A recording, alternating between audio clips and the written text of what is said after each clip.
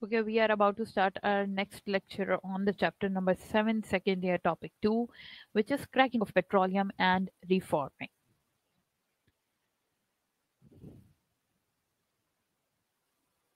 We'll start the lecture in next 30 seconds.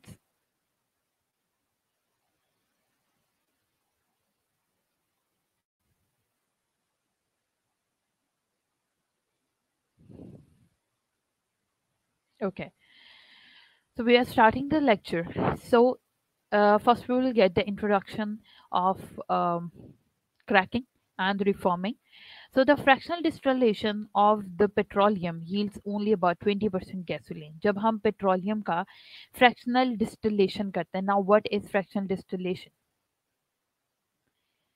बच्चे किसी चीज को पार्ट्स में डिस्टिल करना, प्योर करना is fractional distillation. Fractional distillation is an process and distillation tube is an instrument जिसको हम इस्तेमाल करते हैं किसी भी चीज़ को सेपरेट करने के लिए, डिस्टिल करने के लिए, कलेक्ट करने के लिए एक दूसरी जगह पर, तो हम उसको फ्रैक्शनल डिस्टिलेशन का प्रोसेस इस्तेमाल करते हैं. और इसमें हम क्या करते हैं, पहले जो है वो एक कुछ परसेंट तक फ्रैक्शनल डिस्टिलेशन होती है, फिर उसकी दोबारा की जाती है, वो और प्योर होता है, और फिर उसकी दोबारा करते हैं. तो इसको हम जो डिफरेंट पार्ट्स में डिस्टिलेशन करते हैं उसको हम फ्रैक्शंस में जो डिस्टिलेशन करते हैं उसे हम फ्रैक्शनल डिस्टिलेशन का नाम दे देते हैं. तो जब हम पेट्रोलियम की फ्रैक्शनल डिस्टिलेशन करते हैं तो हमारे पास सिर्फ 20% गैसोलीन कलेक्ट होती है. सिर्फ 20% जो गैसोलीन है वो हमारे पास कलेक्ट होती है. Due to its high demand, gasoline की डिमांड जो है वो ओवरऑल बहुत ज़्यादा है, जिसकी वजह से इसका सप्लाई समटाइम्स जो है वो रुक जाता है या हमें मुश्किल होती है इसको प्रोड्यूस करना. So by converting the surplus supplies of less desirable petroleum fraction such as kerosene oil and gas oil into gasoline by a process called cracking. अब जब हम फ्रैक्शनल डिस्टिलेशन का प्रोसेस यूज करके पेट्रोलियम की fractional distillation करके सिर्फ 20% gasoline कर लेते हैं, इसकी बजाय कि हम सिर्फ 20% गैसोलीन लें, हम क्रैकिंग का प्रोसेस यूज करते हैं. और वो जो लेस डिजायरेबल हमारे पास प्रोडक्ट्स हैं जैसे केरोसिन ऑयल है या गैस ऑयल है जिसकी ज़्यादा डिमांड नहीं है, इन गैस ऑयल और केरोसिन ऑयल को क्रैकिंग के प्रोसेस से पास करवा के हम इसको गैसोलीन के अंदर कन्वर्ट करवा लेते हैं, जो कि हमारा हाई डिमांड प्रोडक्ट है. So first we have to understand what cracking is. It is defined as the breaking of higher hydrocarbons. जो higher hydrocarbons होते हैं यानी बहुत बड़ी बड़ी हाइड्रोकार्बन्स की चेन, कार्बन हाइड्रोजन के बीच की thousands ऑफ रेंज में जो चेन होती है उसको हैविंग हाई बॉइलिंग पॉइंट. याद रखें जितनी बड़ी हाइड्रोकार्बन की चेन उतना हाई जो है वो बॉइलिंग पॉइंट होगा. Into variety of lower hydrocarbon, उन्हें छोटे छोटे हाइड्रोकार्बन में कन्वर्ट कर देना जो है वो क्रैकिंग कहलाता है. और जब हम उनको हायर से लोअर हाइड्रोकार्बन के अंदर कन्वर्ट करते हैं तो वो लो बॉइलिंग पॉइंट के भी हो जाते हैं. पहले वो हायर बॉइलिंग पॉइंट के हैं, अब वो लोअर बॉइलिंग पॉइंट के भी कंसिडर होते हैं, और उनको हम मोर वोलाटाइल का नाम भी दे देते हैं. यानी आसानी से एट लो बॉइलिंग पॉइंट का क्या मतलब है कि एट लो टेम्परेचर ही वो एवोपरेट होना शुरू हो जाएंगे. तो हमारे पास क्रैकिंग की डेफिनेशन अब आई है जिसमें हम कहते हैं कि ये डिफाइन होता है as a breaking of higher hydrocarbon having high boiling points into the variety of lower hydrocarbons which are more volatile, जो कि ज्यादा वोलेटाइल कंसिडर होते हैं. फॉर एग्जाम्पल हायर हाइड्रोकार्बन, जैसे अब एक हम हाइड्रोकार्बन ले रहे हैं जिसके अंदर 16 कार्बन और 34 हाइड्रोजन मौजूद हैं, और अब हमने इसको स्प्लिट किया है यानी तोड़ा है. अब C16H34 को हमने हीट और 700 डिग्री सी टेम्परेचर देके ब्रेक किया है, और ब्रेक करने के बाद हमारे पास एक C3H18 का कंपोनेंट बना है, एक CH2CH2 बना है, और एक CH3CHNCH CH double bond CH2 बना है.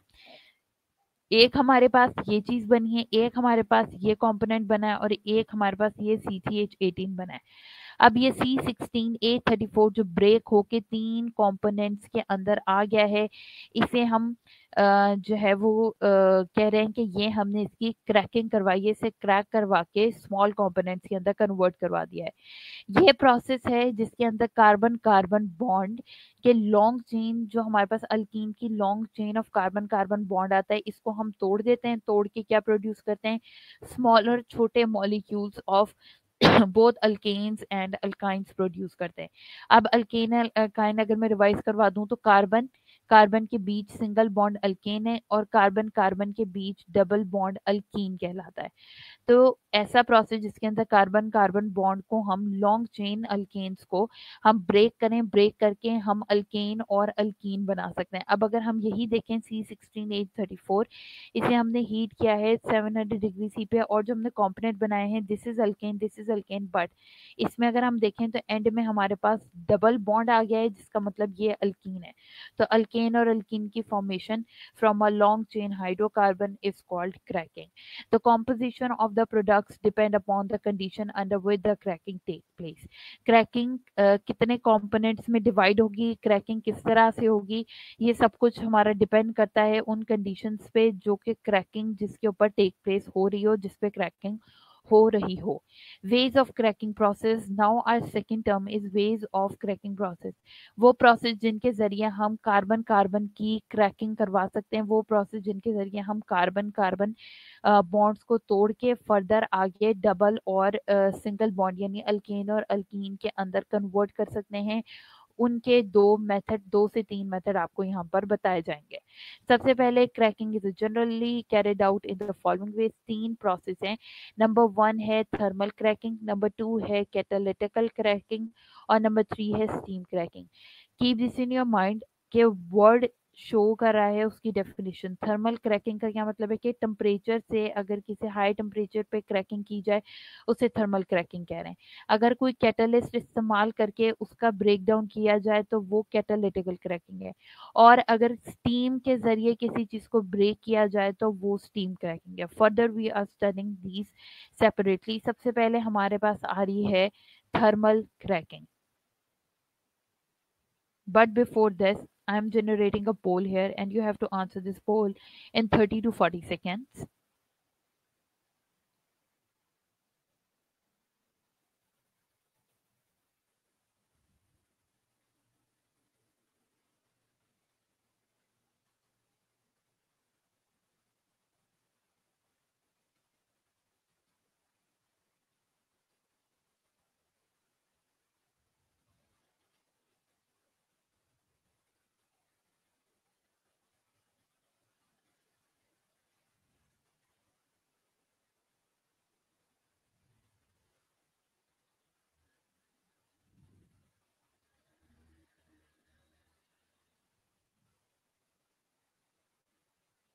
So the question is on your screen that the breaking of carbon-carbon single bond in alkene and alkane is called cracking. Yes or no?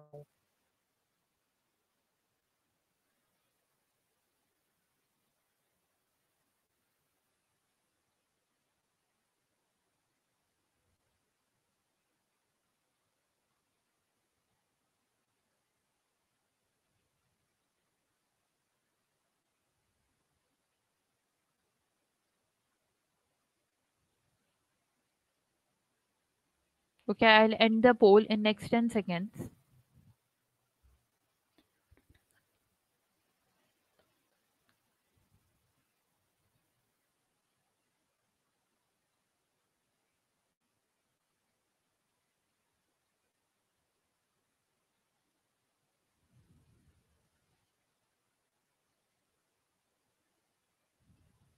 Okay. So answer is yes. Cracking is the process in which we break the carbon-carbon single bond into carbon-carbon double bond or carbon-carbon single bond. Now we are studying the thermal cracking. So breaking down of a large molecule. बहुत बड़े बड़े molecules का break down करना by heating at high temperature के ऊपर और high pressure के ऊपर। अब normal temperature, normal pressure 25 degree C और 1 एटीएम का नॉर्मल प्रेशर है, तो हमने इससे अबव टेम्परेचर और अबव प्रेशर प्रोवाइड करना है ताकि हमारी थर्मल क्रैकिंग हो। और this is particularly useful in the production of unsaturated hydrocarbons such as ethene and propene। Ethene और प्रोपीन बनाने के काम आता है ये थर्मल क्रैकिंग, और ये सबसे ज्यादा इस्तेमाल कहाँ होता है, जहाँ पे हमने प्रोडक्शन करवानी हो unsaturated hydrocarbon. Now unsaturated hydrocarbon वो हाइड्रोकार्बन होते हैं जिनके बीच में डबल बॉन्ड या कार्बन और कार्बन के बीच में ट्रिपल बॉन्ड मौजूद होता है। अगर कार्बन कार्बन के बीच में ट्रिपल बॉन्ड मौजूद हो तो हम उसको अल्काइन कह देते हैं, अगर डबल बॉन्ड मौजूद हो तो हम उसको अल्कीन कह देते हैं। सो अल्केन से alkyne banana by thermal cracking इस्तेमाल होता है ताकि अनसेचुरेटेड हाइड्रोकार्बन प्रोड्यूस हो। Keep this in your mind, unsaturated का मतलब है जिनके अंदर डबल बॉन्ड ट्रिपल बॉन्ड मौजूद हो। सेचुरेटेड का मौजूद है कि उनके अंदर सिर्फ सिंगल बॉन्ड मौजूद हो। सो थर्मल क्रैकिंग किस तरह से हो रही है, ब्रेकिंग डाउन हो रहा है लार्ज मॉलिक्यूल्स का by heating at high temperature and pressure is called thermal cracking. Moving towards the catalytical cracking, which is the second term, catalytical cracking हमारे पास क्या है, कैटलिस्ट के जरिए क्रैक करवाना, तोड़ना hydrocarbons go into smaller components. So higher hydrocarbons can be cracked at the lower temperature. अब इधर क्योंकि थर्मल क्रैकिंग नहीं हो रही इसलिए हम टेम्परेचर लोअर रखेंगे which is 500 degree C, lower pressure जो कि 2 एटीएम का प्रेशर होगा, in the presence of suitable catalyst. अब बहुत ज़्यादा हाई टेम्परेचर देने की जरूरत नहीं है, बहुत ज़्यादा हाई प्रेशर देने की जरूरत नहीं है, just with the help of a suitable catalyst हम लोग कैटालिटिकल क्रैकिंग करवाएंगे। Now what is catalyst for you, I am revising the concept of the catalyst. Catalyst वो केमिकल या कोई भी ऐसा सब्सटेंस हो सकता है जो केमिकल रिएक्शन को की स्पीड को, जो रेट को इंक्रीज कर दे, लेकिन ओवरऑल रिएक्शन के प्रोडक्ट जो बनने हैं उनके ऊपर फर्क ना डाले। यानी अगर मैं zinc as a catalyst use कर रही हूँ तो प्रोडक्ट में जिंक कहीं नहीं आएगा, वो क्योंकि कैटलिस्ट है वो सिर्फ स्पीड ऑफ द रिएक्शन या रेट ऑफ द रिएक्शन को बहुत ज्यादा फास्ट कर देगा। जहाँ पे रिएक्शन 4 घंटे में होना है वहां पे वो रिएक्शन से 1.5 आवर के अंदर जो है वो कंप्लीट हो जाएगा, लेकिन बनने वाला प्रोडक्ट वही होगा जो कैटलिस्ट के बगैर 4 घंटे के बाद मिलना था हमें। जो कैटलिस्ट है वो at the end of the reaction as it is हमें वापस मिल जाता है। This is the topic of your first year chemistry chapter number 11। Okay, so suitable catalyst की हेल्प से हम लोग कैटालिटिकल क्रैकिंग करा रहे हैं। A typical catalyst use for this purpose, जो क्रैकिंग का पर्पस है उसके लिए जो टिपिकल कैटलिस्ट यूज होता है वो सिलिका है, जो कि Si, सिलिकॉन का साइन है Si, और ऑक्सीजन O। तो सिलिकॉन और 2 ऑक्सीजन के मॉलिक्यूल से मिलकर कैटलिस्ट बनता है जिसका नाम सिलिका है। हम सिलिका इस्तेमाल करते हैं और कैटालिटिकल क्रैकिंग करवाते हैं। दूसरा एल्यूमिना है जिसके अंदर Al2O3 यानी 2 अल्युमिनियम और 1 ऑक्सीजन का मिक्सचर है। जब ये 2 अल्युमिनियम 1 ऑक्सीजन मिलते हैं तो एल्यूमिना बनता है which can act as a catalyst in catalytical cracking. I'm generating a poll right now.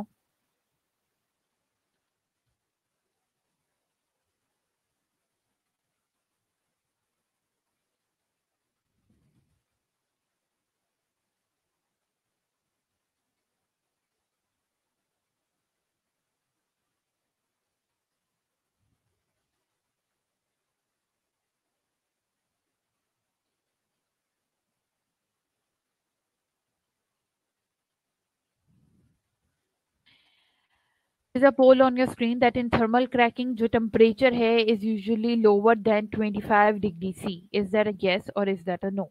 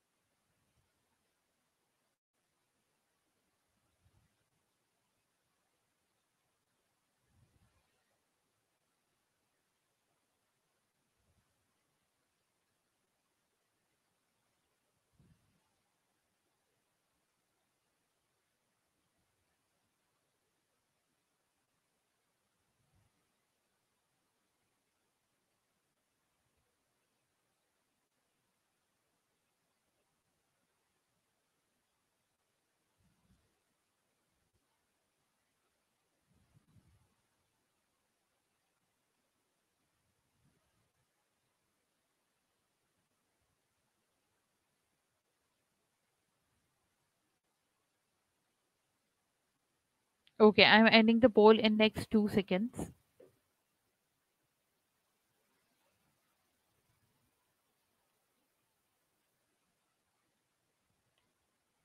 So the answer is no, because in thermal cracking जो temperature है वो usually higher होता है than 25 डिग्री सी, बल्कि ये higher होता है than 500 degree C as well, because at very high temperature हम cracking करवाते हैं और cracking करवाने के बाद हम इसको convert करते हैं into alkane and alkene. Okay, now we are moving towards our next topic, which is best quality gasoline.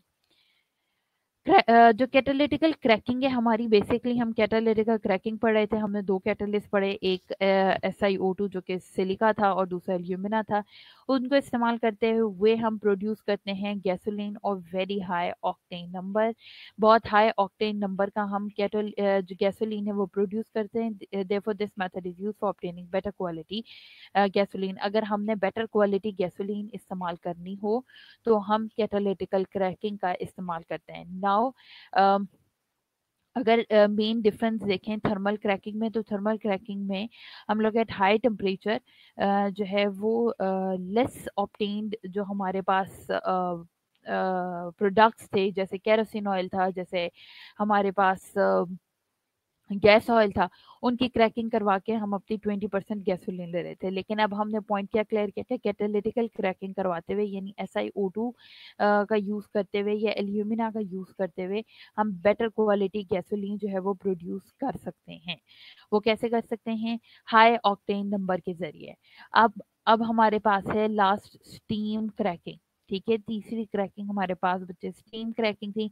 इस प्रोसेस के अंदर हम हायर हाइड्रोकार्बन्स को वेपर फेज के साथ मिक्स करते हैं with the steam. Higher hydrocarbons को पहले इतना हीट किया जाता है कि वो वेपर के फॉर्म में कन्वर्ट हो जाएं। जब वो वेपर की फॉर्म में कन्वर्ट हो जाते हैं तो फिर हम उनको स्टीम के साथ मिक्स करते हैं and then we heat them for a short duration to about 900 degree C and cooled rapidly. Short duration यानी 5 से 10 मिनट के लिए हम उनको 900 डिग्री सी पे हीट करते हैं और उसके बाद रैपिडली एकदम से कूल करते हैं, यानी टेम्परेचर एकदम से 900 से हम 100 डिग्री सी तक का टेम्परेचर ले आते हैं। जैसे ही वो कूल डाउन होते हैं तो हम लोगों को जो लोअर हाइड्रोकार्बन्स ऑब्टेन होते हैं वो अनसेचुरेटेड हाइड्रोकार्बन्स ऑब्टेन होते हैं। यानी जो अब स्टीम क्रैकिंग है उसके ज़रिए भी हमें डबल और ट्रिपल बॉन्ड वाले लोअर हाइड्रोकार्बन्स ऑब्टेन होते हैं। और ये प्रोसेस किस लिए सूटेबल है? ये प्रोसेस है suitable for the lower unsaturated hydrocarbon formation. अगर हमने बात करनी होती किसकी, अगर हमें बात करनी होती बेटर क्वालिटी गैसोलीन के लिए, तो उसके लिए हम कैटालिटिकल क्रैकिंग करवाएंगे। अगर हम लोगों ने लोअर अनसैचुरेटेड हाइड्रोकार्बन्स अच्छी रेंज के चाहिए तो हम स्टीम क्रैकिंग करवाएंगे। Beside increasing the yield of the gasoline, aggressive cracking has also produced large amount of useful byproducts such as ethene, propene, butene, benzene. सिर्फ हमारा क्रैकिंग का मेन मकसद हाई यील्ड ऑफ गैसोलीन 20% से above yield of gasoline लेना नहीं है। Other than this cracking जब हम करते हैं तो हमें और बहुत से यूजफुल प्रोडक्ट्स मिलते हैं, जैसे कि इथीन है, जैसे प्रोपीन है, जैसे ब्यूटीन है और जैसे बेंजीन है। ये तमाम product as a raw material भी इस्तेमाल होते हैं for the further preparation of different chemicals. These are used for the manufacturing drugs, plastic, detergents, synthetic fibers, fertilizer, weed killers, and important chemicals like ethanol, phenol, and acetone. तो ये जितने भी तमाम इस टाइम पे हमने साइड प्रोडक्ट या by product बोले हैं, जैसे इथीन है, प्रोपीन है, ब्यूटीन है, बेंजीन है, ये तमाम इस्तेमाल होते हैं ड्रग्स बनाने के लिए। ड्रग्स से हरगिज़ मुराद जो है वो नारकोटिक ड्रग्स नहीं है। ड्रग्स से मुराद यहाँ पर तमाम मेडिसिन हैं और प्लास्टिक की फॉर्मेशन है, डिटर्जेंट्स की जो हमारा वॉशिंग पाउडर और सोप्स वगैरह होते हैं इनमें, सिंथेटिक फाइबर जो हमारा सिंथेटिक कपड़े होते हैं, फर्टिलाइज़र जो हम खेतों में डालते हैं जैसे अमोनिया फर्टिलाइज़र के अलावा जितने भी तमाम फर्टिलाइज़र हैं वो वीड किलर्स की जो गोलियाँ बनती हैं वीड किलर्स की, ताकि जितने भी वीड्स हैं जो हमारे न्यूट्रिशन ज़रूर ले रहे हैं सॉइल से लेकिन हमें कोई फ़ायदा नहीं दे रहे हैं उनको ख़त्म करने के लिए, और डिफरेंट केमिकल जैसे एथेनॉल है, फिनोल है, बेंजीन, एसीटोन है, ये तमाम केमिकल्स बनाने के लिए ये अबव जो बाय प्रोडक्ट्स हैं इनका इस्तेमाल किया जाता है। ओके, सो यहाँ तक हमारा क्रैकिंग था। क्रैकिंग में हमने भी डेफिनेशन पढ़ी कि क्रैकिंग क्या होती है। क्रैकिंग बेसिकली होती है कि कार्बन कार्बन सिंगल बॉन्ड्स को तोड़ के हमने डिफरेंट मल्टीपल स्मॉल अल्कीन और अल्केन यानी सैचुरेटेड अनसैचुरेटेड हाइड्रोकार्बन्स को ऑब्टेन करना is called cracking. Now we are moving towards the types of the cracking. तो क्रैकिंग के 3 वेज हमने पढ़े, thermal cracking, catalytical cracking and in the last we have studied the steam cracking. और जो steam cracking है वो best suitable होता है हमारे पास for obtaining the lower unsaturated hydrocarbon, and for better quality gasoline we do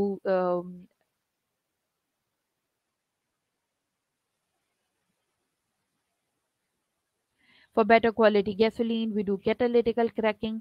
और अगर हमने हाई टेम्परेचर पे कन्वर्ट करवाना हो तो फिर हम थर्मल क्रैकिंग का इस्तेमाल करते हैं। Now our next topic is reforming, cracking and reforming. So what is cracking basically, sorry, what is reforming. तो रिफॉर्मिंग में सबसे पहले रिफॉर्म करना, उसमें भी सबसे पहले हम नॉकिंग की डेफिनेशन को क्लियर करेंगे। So gasoline fraction present in petroleum is generally not of good quality. जो गैसोलीन की अमाउंट है, फ्रैक्शन इज परसेंट, तो जो गैसोलीन की परसेंट है, फ्रैक्शन है इन पेट्रोलियम के अंदर, वो बहुत ज़्यादा अच्छी क्वालिटी की नहीं होती है। जब ये बर्न होते हैं ऑटोमोबाइल इंजन में, जब हम लोग इनको डालते हैं और ये बर्न होते हैं तो combustion can initiated before the spark plug fires. सबसे पहले क्या इनिशिएट होता है, कंबशन इनिशिएट होता है इससे पहले के जो स्पार्क है वो प्रोड्यूस हो, उससे पहले कंबशन का प्रोसेस शुरू हो जाता है। This produce sharp metallic sounding called knocking. अब बेसिकली इस प्रोसेस की वजह से बहुत शार्प सी आवाज़ प्रोड्यूस होती है जिससे हम नॉकिंग के आवाज़ जो है वो नॉकिंग का वर्ड देते हैं, जो कि रिड्यूस कर देता है एफिशिएंसी ऑफ एन इंजन। जितनी ज़्यादा इंजन के अंदर जो है वो नॉकिंग होगी उतना ज़्यादा इंजन की एफिशिएंसी रिड्यूस होती जाएगी। तो इसके लिए हमें क्या ज़रूरत होती है, हमारी बेसिक नीड ये होती है कि हम ऐसा गैसोलीन, ऐसा फ्यूल इस्तेमाल करें जो कि गुड क्वालिटी हो, बैड क्वालिटी ना हो, ताकि उसके अंदर नॉकिंग ना हो। नॉकिंग क्या है, वो शार्प मेटालिक साउंड है बेसिकली नॉकिंग, जो प्रोड्यूस होती है इंजन के अंदर कब, जब जो है वो गैसोलीन स्टार्ट करता है बर्न करना इन ऑटोमोबाइल इंजन, तो combustion can initiated before the spark plug fires, और इसकी वजह से एक नॉकिंग साउंड प्रोड्यूस होती है, मेटालिक साउंड प्रोड्यूस होती है, जिसे हम नॉकिंग का नाम दे देते हैं। सो बेसिकली सबसे पहले हमने एक ऑक्टेन नंबर, हमने कहा था कि गैसोलीन अच्छा कब होगा, जब उसके अंदर ऑक्टेन नंबर होगा। तो what is octane number, quality of fuel. अगर हमने पता लगाना हो कि what is quality of fuel, तो वो हम पता लगा सकते हैं उसके ऑक्टेन नंबर से। As a octane number increase, जैसे जैसे ऑक्टेन नंबर इंक्रीज करेगा engine is less likely to produce the knocking. यानी जैसे जैसे गैसोलीन का ऑक्टेन नंबर इंक्रीज करता जाएगा, जैसे जैसे ऑक्टेन नंबर बढ़ता जाएगा, वैसे वैसे इंजन जो है वो नॉकिंग करना बंद कर देगा, कम करेगा। अब ऑक्टेन नंबर कैसे इंक्रीज किया जाए, तो जो स्ट्रेट चेन हाइड्रोकार्बन होते हैं, जो सीधी चेन वाले हाइड्रोकार्बन होते हैं, उनके लो ऑक्टेन नंबर्स होते हैं एंड मेक पुअर फ्यूल्स। ठीक है, अब स्ट्रेट चेन हाइड्रोकार्बन यानी सीधी चेन वाले जो हाइड्रोकार्बन होते हैं जिनके अंदर कोई ब्रांच मौजूद नहीं होती है, वो जो है वो लो ऑक्टेन नंबर वाले होते हैं, और वो बहुत बुरा जो या पुअर फ्यूल प्रोड्यूस करते हैं। और उस पुअर फ्यूल की वजह से क्या होता है, पुअर फ्यूल की वजह से नॉकिंग होती है और एफिशिएंसी ऑफ इंजन गिरता जाता है। So experiment have shown that isooctane और 2,2,4 trimethyl pentane, isooctane is equal to 2,2,4 trimethyl pentane, दोनों सेम चीजों के नाम हैं। बर्न बहुत आसानी से हो जाता है इंजन में, और has been arbitrarily given an octane number of 100। इसके अंदर तकरीबन ऑक्टेन नंबर 100 होता है। ठीक है, यानी अच्छा ऑक्टेन नंबर है इसके अंदर, और इसका नाम क्या है, 2,2,4 ट्राइमिथाइल पेंटेन या isooctane. Octane number of gasoline is improve by process called reforming. अब बेसिकली अगर हमने गैसोलीन का ऑक्टेन नंबर बढ़ाना है तो हमें प्रोसेस ऑफ रिफॉर्मिंग करना बहुत ज़रूरी है। अब इसके अंदर होता क्या है, बेसिकली इस प्रोसेस के अंदर ये होता है कि हम कन्वर्जन करवाते हैं स्ट्रेट चेन हाइड्रोकार्बन की इनटू ब्रांच्ड चेन हाइड्रोकार्बन। हमने क्या कहा था, जो स्ट्रेट चेन हाइड्रोकार्बन है उनका लोअर ऑक्टेन नंबर होता है, लोअर ऑक्टेन नंबर होता है तो नॉकिंग प्रोड्यूस करते हैं, एफिशिएंसी ऑफ इंजन गिराते हैं। तो अब हमारा बेसिक मकसद क्या है कि हम स्ट्रेट चेन हाइड्रोकार्बन को ब्रांच चेन हाइड्रोकार्बन के अंदर कन्वर्ट करवाएं by a process of heating करवाएं in the absence of oxygen. अगर हम ऑक्सीजन प्रोवाइड करेंगे तो वो स्ट्रेट चेन हाइड्रोकार्बन स्ट्रेट ही रहेगी, वो ब्रांच में कन्वर्ट नहीं होगी। तो अगर हमने स्ट्रेट चेन हाइड्रोकार्बन को रिफॉर्मिंग के जरिए ब्रांच चेन हाइड्रोकार्बन में कन्वर्ट करवाना है तो हमें हीटिंग करवानी होगी इन the absence of oxygen, oxygen के बगैर, इन द प्रेजेंस ऑफ कैटलिस्ट। क्यों कैटलिस्ट के प्रेजेंस में, ताकि रिएक्शन स्पीडली जो है वो कंप्लीट हो, और जैसे वो स्पीडली कंप्लीट हो तो उसके अंदर स्ट्रेट चेन से ब्रांच चेन फॉर्मेशन हो चुकी हो।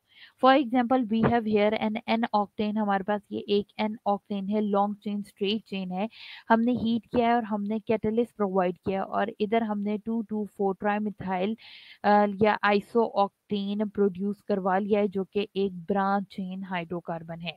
क्योंकि इसके अंदर ऑक्टेन का नंबर 100 है, ऑक्टेन नंबर अभी हमने पीछे पढ़ा है इसका 100 है, इसलिए ये एक गुड फ्यूल प्रोड्यूस कर सकता है, जिसकी वजह से इंजन की एफिशिएंसी डिक्रीज नहीं होती और उनके अंदर मेटालिक साउंड यानी नॉकिंग प्रोड्यूस नहीं होती। Now we are studying triethyl lead.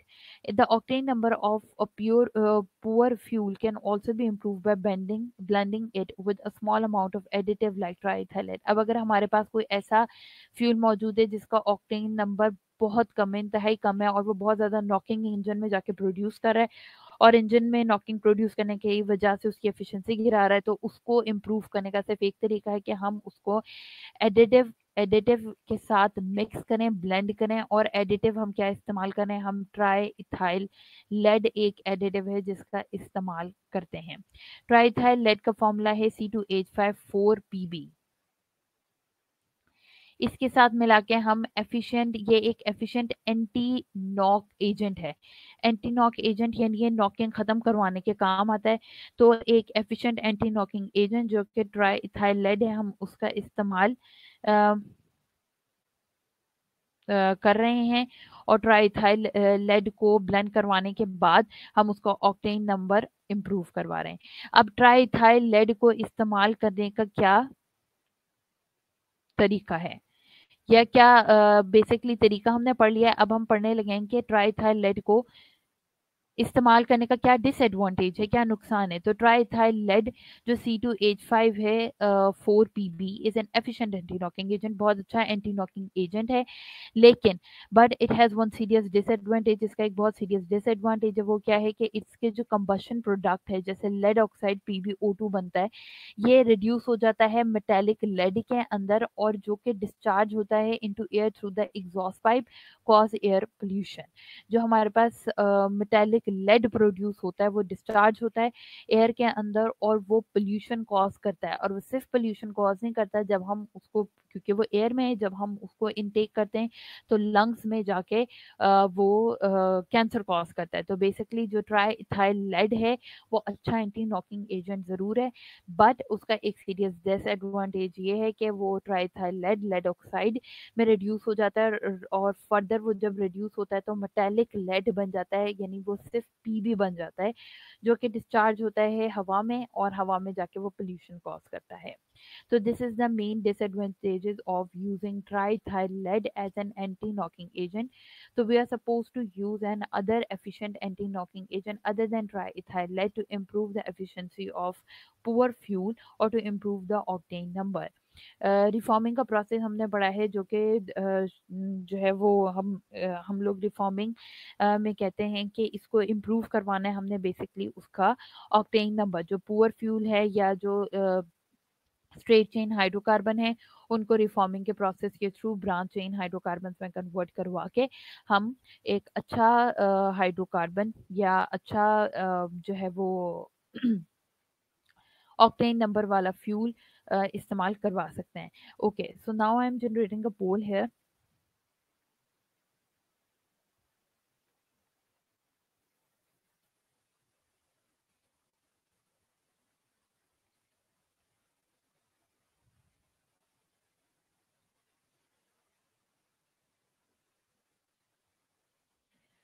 It's on your screens. Kindly answer this poll in 30 seconds.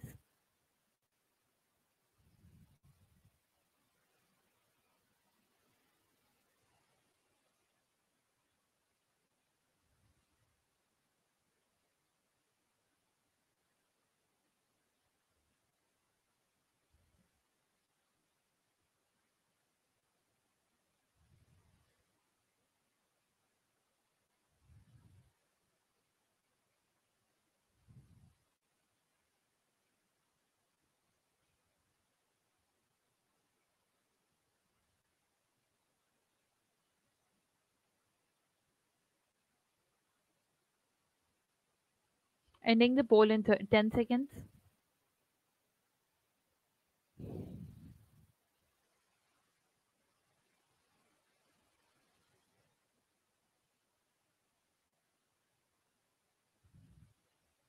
So the answer is no.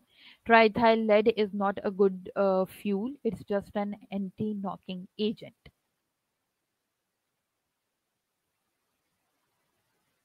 Now I'm generating another poll.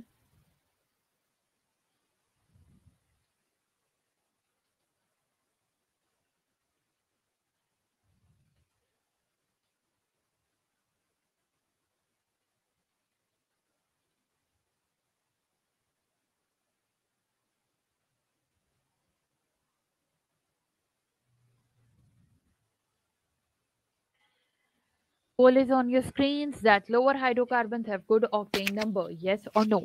Kindly answer this in 30 seconds. That lower hydrocarbon, there's a poll that lower hydrocarbons have a good octane number. Yes or no?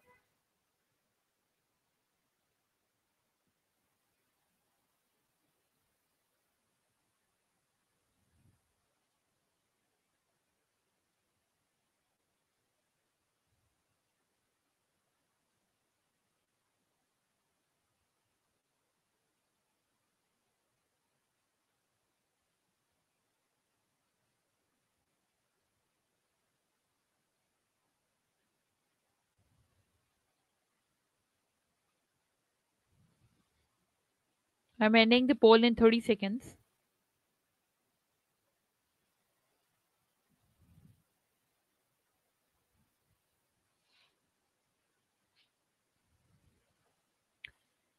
And the answer is no. जो lower hydrocarbon हैं उनका octane number लो होता है, जिसकी वजह से वो इंतहाई पुअर फ्यूल जो है वो प्रोड्यूस करते हैं. Okay, now I am sharing a post.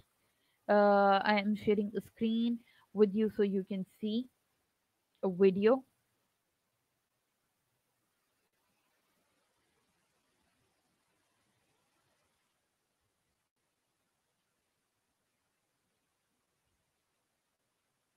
In this video, you will learn about the process of cracking, how it is carried out, and why it is done.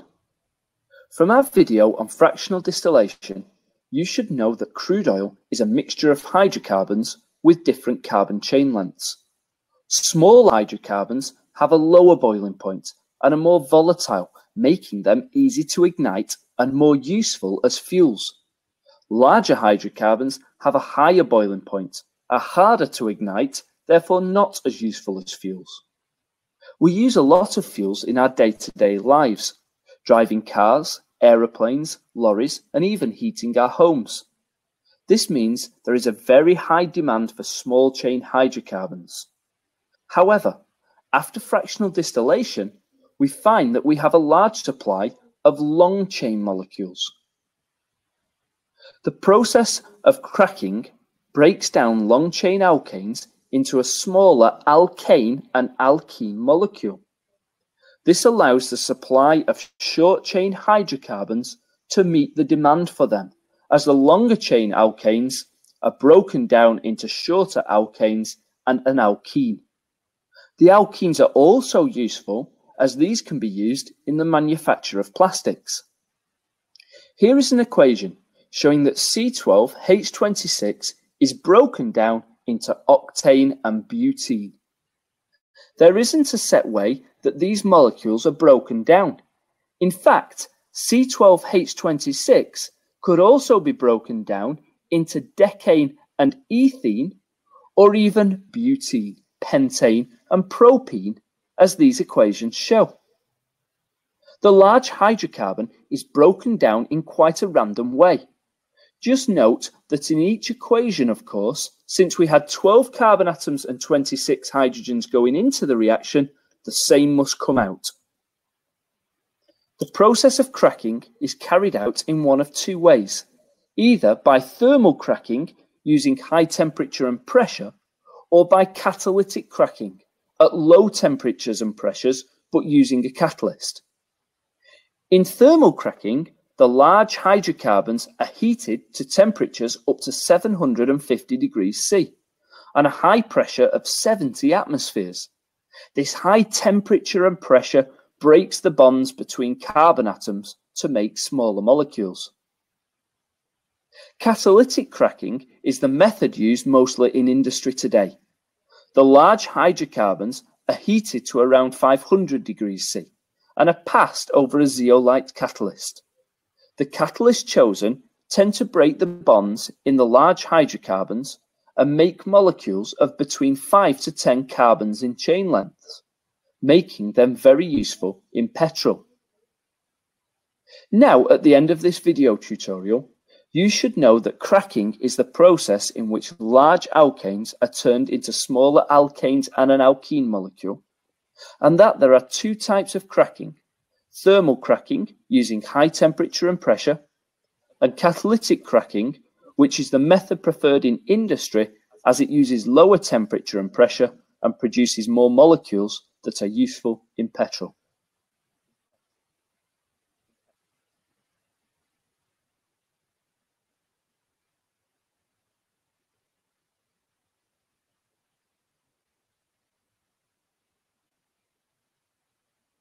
Okay, so this was a video for you to clarify your concept of cracking and the types of the cracking. कि किस तरह से cracking properly की जा सकती है और क्या cracking के different methods हैं, क्यों industry में catalytical cracking is important, और further we are moving towards a revision of our today's lecture, which is on the cracking and the petroleum reforming. So basically, first we have studied that by the fractional distillation 20% gasoline हमें मिलती है. अगर हमने further और अच्छी quality और quantity की gasoline लेनी हो तो हम केरोसिन ऑयल और गैस ऑयल की क्रैकिंग के जरिए जो है वो मोर देन 20% गैसोलीन प्रोड्यूस करवा सकते हैं. सो what is basically cracking? Cracking क्या प्रोसेस है? तो बेसिकली क्रैकिंग है ब्रेकिंग ऑफ हायर हाइड्रोकार्बन है, जिनके हाई बॉइलिंग पॉइंट्स हो उनको लोअर हाइड्रोकार्बन्स में और लोअर बॉइलिंग पॉइंट्स और हाई वॉलेटाइल कंपाउंड्स के अंदर कन्वर्ट करवाना is cracking. For example higher hydrocarbon C16834 है, उससे स्प्लिट हमने करवाया है अल्केन और अल्कीन के अंदर. This is the process in which the carbon-carbon bond in the long chain alkane molecules are broken and produce smaller molecules of both alkanes and alkenes.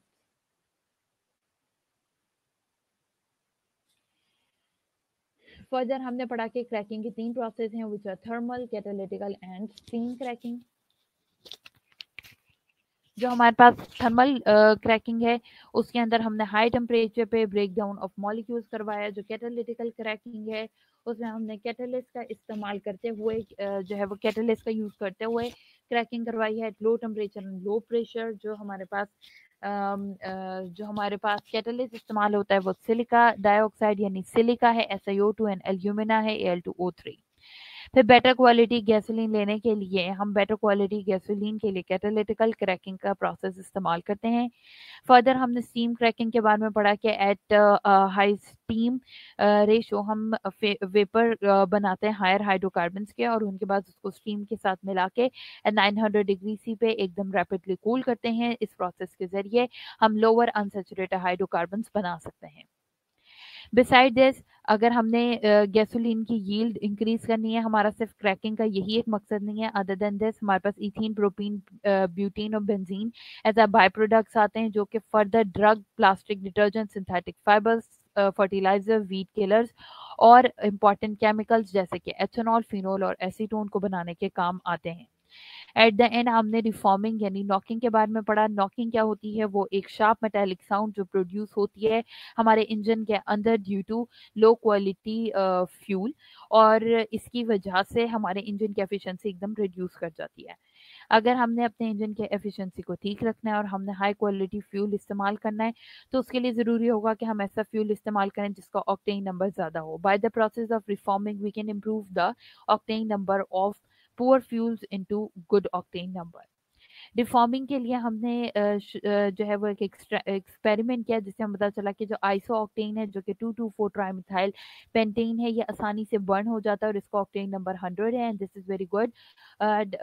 So it reduced the knocking in our engines and improved the efficiency of engine as well, instead of uh, reducing it.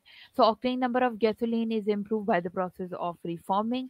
It involves the conversion of straight chain hydrocarbons को at heat and high temperature branch chain hydrocarbons के अंदर convert करना is called reforming with the help of a catalyst.